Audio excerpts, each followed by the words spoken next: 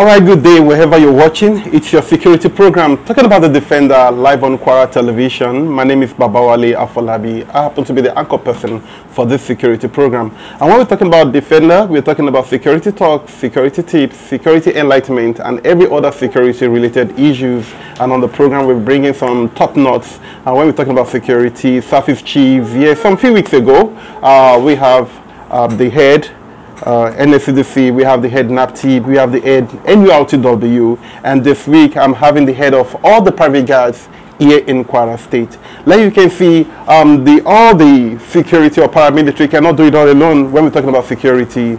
That's why even in other states, I'm talking about foreign countries, we have the FBI, we have the sheriffs, and right here in Nigeria, that's why, apart from NSCDC, apart from the Nigerian police, apart from all other security agencies, yes, we are having the private guards, and they are the one helping out when we're talking about security at the national level and even at the local level. And this week, I'm having the head of private guards when we're talking about security here in Kwara State. I'll be right back, and you're going away.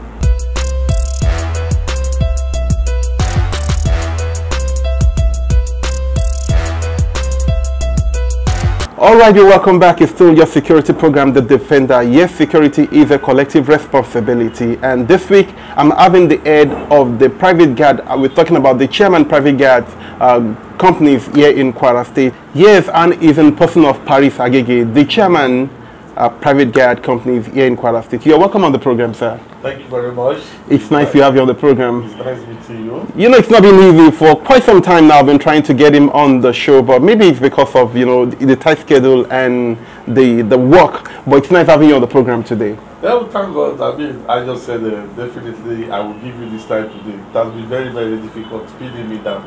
I understand. Business, you have to move, security problem here and there. We have to move as so we can do. Yeah. But it's all the same. Thank God we are here, and I'm going to do justice to the topic.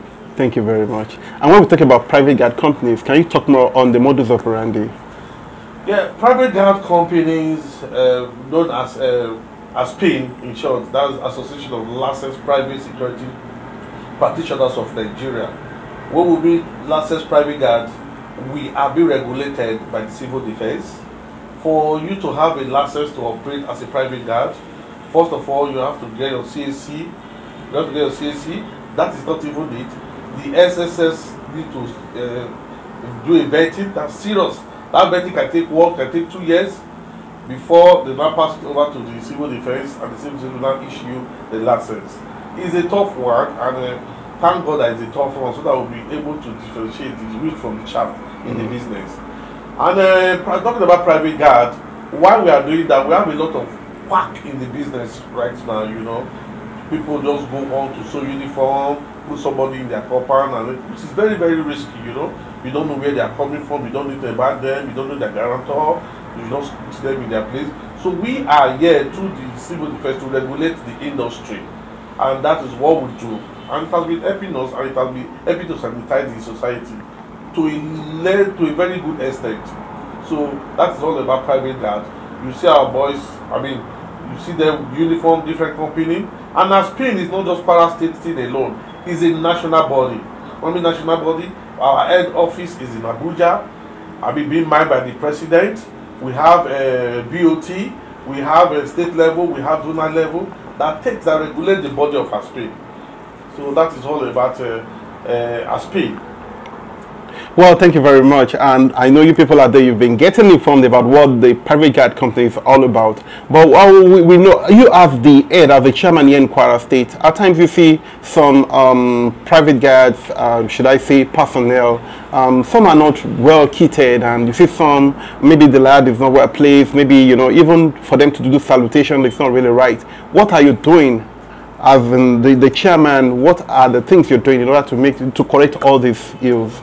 Well, every third week of the month, we normally have our association meeting, and in that meeting, we have directors, we have managers, we have supervisors of company. I mean, one of the things we tell them about is to make sure that their security outfit is looking good, looking neat, because I mean, the way you dress your personnel speak a lot about the company. I mean, they are the people that will market for you, they are the people that will bring business for you, because seeing them fully dressed, well dressed, might attract them. And it's even a respect to the organization. It's a respect to the company. See that somebody is properly dressed. So anyone, like of recent, I was somewhere, I saw a security guard was putting on just slippers. I was very furious. It's not my company, but it's my duty as the chairman of the association to call him to order. Now go and put on your shoe, go and put on your cap. And I call the owner of the company. I say, I'm at so place, your boy is here, he's not properly dressed. Please, can you send your supervisor now to come and teach him, you know? So he answered, and before I left, the supervisor came and he made sure the boy was properly dressed before we leave that place. Oh. It's our duty. I will keep on telling everyone in the association, it's not, don't say it is not your company, it's our association.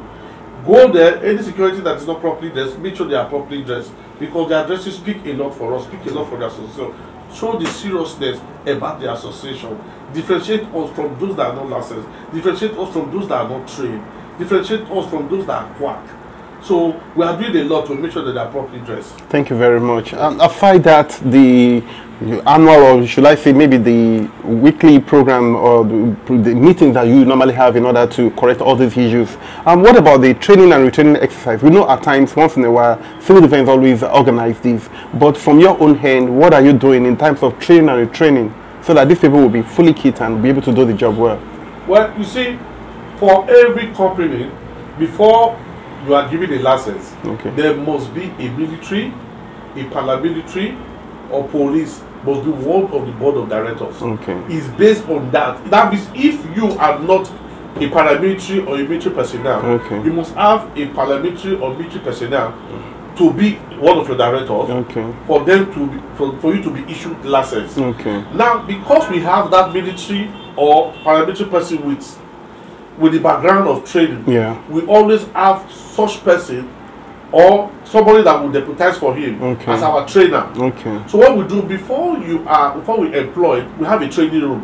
Like in my place here, we have a training room whereby we take our boys there. We have a trainer. We speak to them. We train them. You understand me? Training is not just two minutes training. We have to tell them why they are into this business. And the first thing we tell them is, if you are here to take this business as a substitute, you will not like this business. If you are here because there are no jobs outside, you will not like this business. So we train them. We have a training room. We have a trainer to make sure they are trained. And for the civil defense, even the last meeting we had about Deep Forest, that was on the 3rd of August. I mean, the HOU, head of unit, PGC, make it mandatory that there must be quarterly training. Make it mandatory, there must be quarterly training. And that aspect has been so helpful to us. I mean, all security must bring their men for training or retraining. And after that, a certificate of training is issued to the participants. So we are working, we don't just pick people and just push them outside. You understand me? But just like any other setup, there are some people that will be trained that they can never just get it right.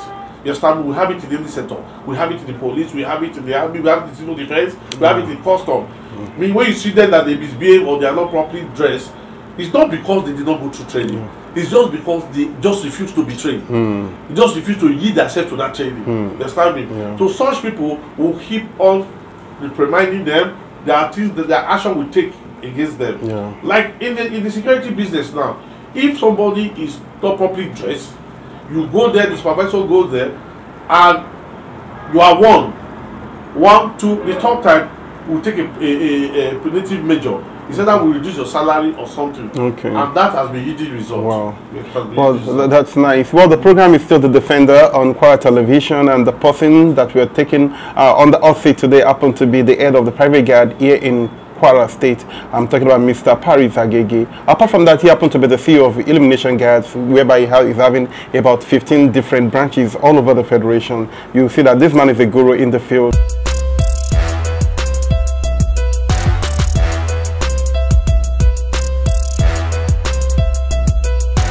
Well, now let's talk about the challenges so far, being the chairperson or the chairman for private guards. We have serious challenges. You know, you see, one of such challenges is that, I don't know, private guards will happen to be,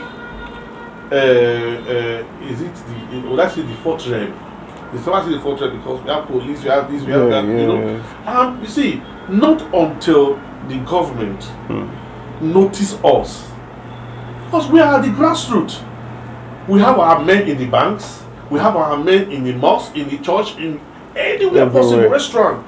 These are the guys that get information. Yes. Now, when they get this information, they bring this information to us, we pass the information to the appropriate authority. Yeah. But you see, one of the things we have is that the government, especially the Kwara State, has refused to recognize us. I mean, we've made everything possible to get to them. Okay. To tell them, because they need us. We need to pass information to them. Definitely. We need to work together. You understand me? But I mean, right from the days of His Excellency Bukola Saraki to that of His Excellency Ahmed, even till now, we've written letters upon letters that want to have. I mean, there's nothing bad in making a spin, making us to be member of the security committee. There's nothing bad in putting us there. They need information from us, because I mean, in Nigeria, the number of police we have to impart to one person is like one police to about 20-something person, which is not even enough. I'm just saying, I know it's more than that. I understand. But in private guard, we are everywhere. Yes. We are everywhere in the country. You understand me? So I know the state government, the federal government, they need us. So that is part of the challenges that we have. And the other challenges that we have, the public, they've not come to realize why they need us. You see, there are some times that we have our lapses. There are some times that you see most people, they prefer employing this quack, this abokin. Somebody will just say this after this, that they you don't know these people, you don't know anything about those people. You start, we've seen cases whereby these people, they kill the household, they cannot even be farmed. You start me. But you see, whenever you are getting your security from a private guard association, from a private guard, we vet these people, we know them, we know their guarantors, we know how to get them. So you see, it's now, those are the challenges, because that I can count a lot of places. You cannot even see one private guard in Kwara State. Let's talk about this agric estate site. It's very difficult for you to see a private guard in somebody's house. All you have there is just this mala, this aboki they put, which is not good for our business. So that is the challenges. The other thing is that while they're doing it, they don't want to pay.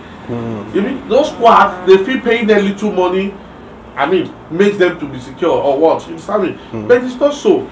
Anybody that is working, you understand me, should be paid properly. You understand me? And I feel that if we are encouraged, we'll be able to sanitize the society more. So that is just one of the challenges that we are having. Thank you very much. Yes. Thank you very. I've been having quality talk with the head of private guard company in person of Mr. Paris Agege. He happened to be also the CEO for Illumination Guards, and we've been having quality talk. And I'm happy. This frequency happened to be the governor's TV, and definitely I know the governor of Kwara State is really monitoring what's going on. And I'm very sure very soon changes will take place when we're talking about private guard company here in Kwara State. And before we go, we know very soon there's going to be election, and you know, security is a collective responsibility in your area and in your field. What are you doing so that there won't be any issues when we're talking about security? Before now,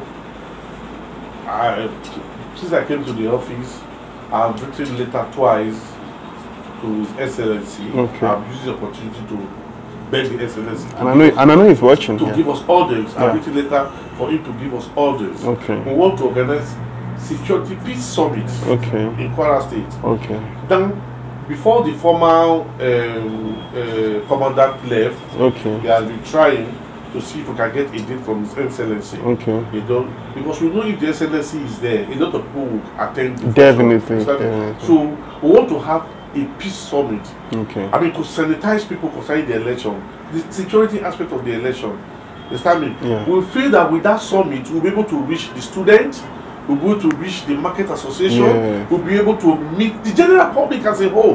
I mean, to tell them that why the election should be peaceful, why they should register, why they should have their PVC to vote. That is what we want to do. So we are just appealing to the Excellency to give us that opportunity to gather these people together so that we can talk to them. They can see us, and we can spread the gospel of peace in this election. Wow. You understand me? Look at Osun State. Look at what the PGC chairman did in Osun State. He was able to gather the Obas, governor, and everybody. And he has, I can bet it that Osun State was very peaceful. Yes, you're right. The summit that she did had a great impact on that election. Wow. Because it was a 2-day summit. And a lot of people attended from far and near. Wow. Resource people. Wow. We are bringing resource people from across to come and speak on that summit. That's good. You understand me? So that is why we are appealing to the governor to please give us the orders. Yeah. So that we'll be able, we don't ask for anything, we don't ask for money. Just for them to give us the orders and help us so we can organize that peace summit towards the election. Well, I believe the governor is watching, and I'm sure this man with great initiative, I know this wouldn't just go or put under the carpet. Well, it's nice having you on the program today. But before we go, a kind of takeaway message to the people out there. Or maybe a kind of piece of advice to the populace out there. My advice to the public is this. When you want to get a security outfit, go for a registered security outfit. A security that will give you what you want. A security that will be able to give you the right person to man your beat, to man your work. You understand me? And in these days of people running from one state to the other, we should be very, very careful. We should not keep information to ourselves. Anything that disturbs the peace of Kwara State disturb us. Anything that makes Kwara State to have security problem affects every one of us. Let's live peaceably. Let's talk the talk. Let's give out information. Let us not hide information. Let us not sell our conscience. Let us, when it's time to vote as election, let us vote rightly. And if you see anything that it is not, that will disturb the peace of this state, speak out, report, and it will be better for all of us. Amen. Thank you very much. Well, please go nowhere. We are going straight to the next segment on the show, which happens to be the security tips. We'll be right back, and you go nowhere.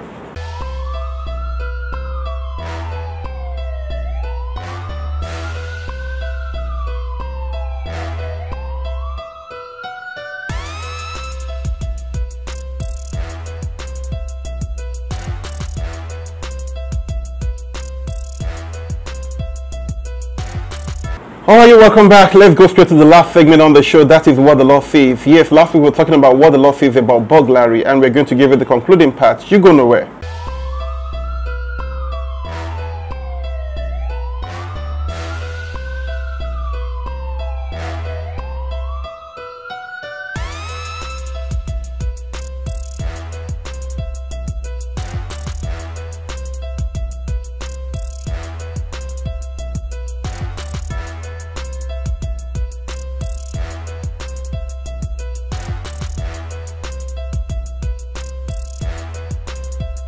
Funny how time flies. This where I'll be drawing the curtain on this week edition of the program. Thanks to everyone out there for staying glued to the program, and as I'll be coming your way next week on the program, please go nowhere. Security is a collective responsibility. I'll be leaving right now. My name still remains Babawale Afolabi. Till I come your way, same time, same station next week. Peace, I'm out of here. Bye for now.